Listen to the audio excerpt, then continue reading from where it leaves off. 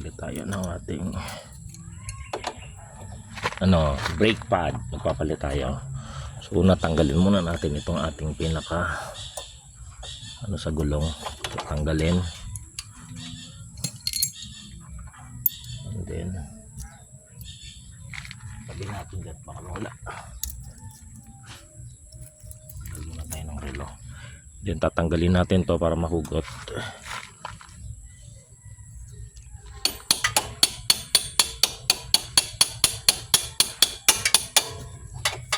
Para matanggal kasi kailangan tatanggalin ang gulong.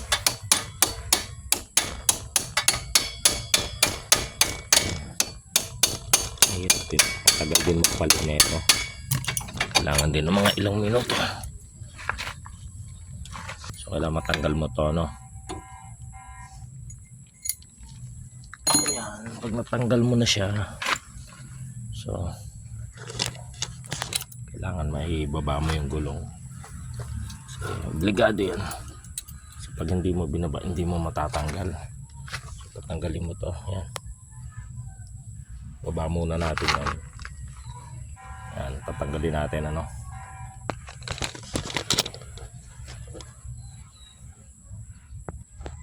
So yan, bumaba na yung gulong. So tabi mo yung mga tinanggal So yan, natanggal na. Tanggalin mo itong ibagsak mo muna yan yung kanyang sprocket, tapos yung gulong tabi mo lang. Yan, tabi mo lang ha. Kailangan so ito na nga. So ito, yan, kakalasin natin yan. Magpapalit tayo ng disc brake or brake pad.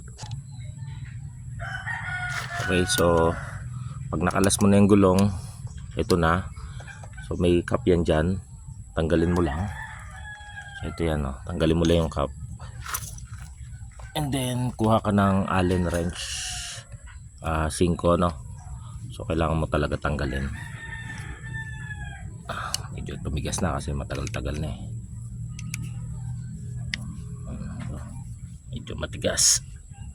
Kailangan mo kalasin niya dyan, yun. Yan, para matanggal mo yung pinaka niya. Yan, kalasin mo lang.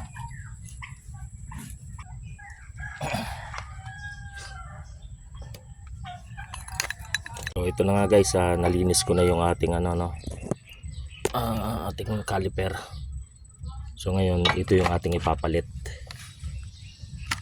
Ito binigyan na after natin ma-press. Wag natin kalimutan ibalik itong pinaka sisilbing spring. So dito yan nakakabit.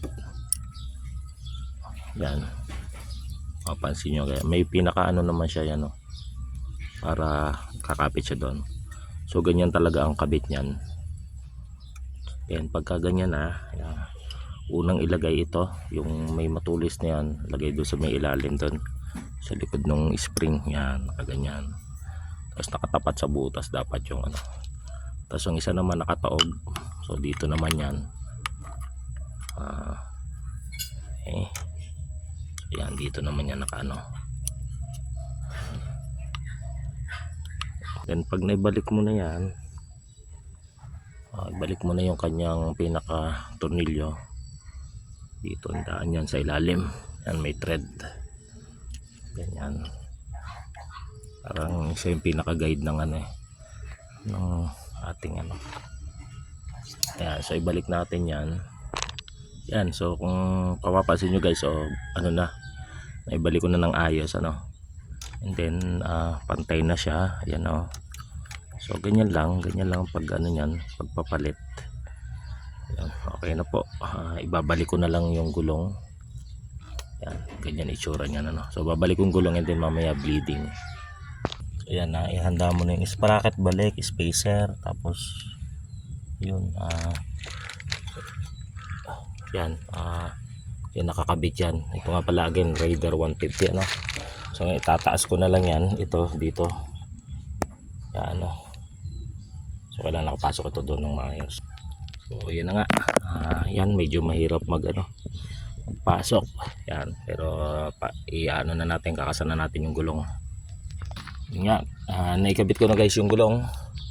So tama lang yung ano ng ating kadena. So ngayon magbi-bleeding naman ang ating susunod na gagawin para talagang timplado. So magbi-bleed tayo. So ito na guys, magbi-bleed na tayo. So buksan mo muna yan bago mo i-pump. Sara ko muna pala sabunin natin mamaya pag natapos na tayo mag-bleed. Kasi posibleng masira yung pintura natin. So ngayon yan. Dinagdagan ko muna bago ako nag-start mag-bleed. So lang naman yan, bomba. Yan.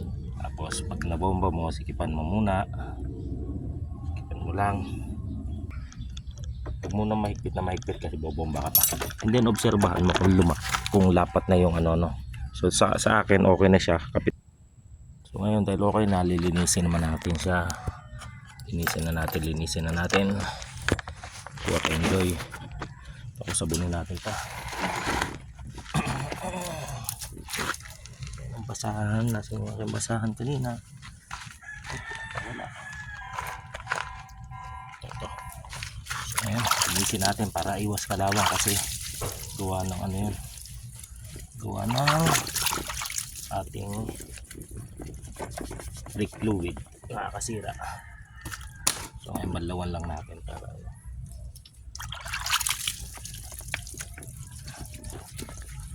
iwas kalawang kasi nakakaano yun Saka gawa din ng ating WD-40 kanina ginamitan ko nung ko malinis.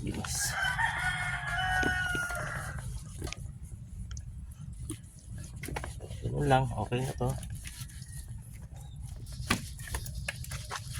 Yan, so medyo lang natin. Yan na, nalinis ko na. So okay na tayo guys. So ganun lang magpalit ng brake pad at mag-bleeding So marami. Yan guys, i-test na natin yung bagong palit na brake pad ng aking Raider. Sakayan ko para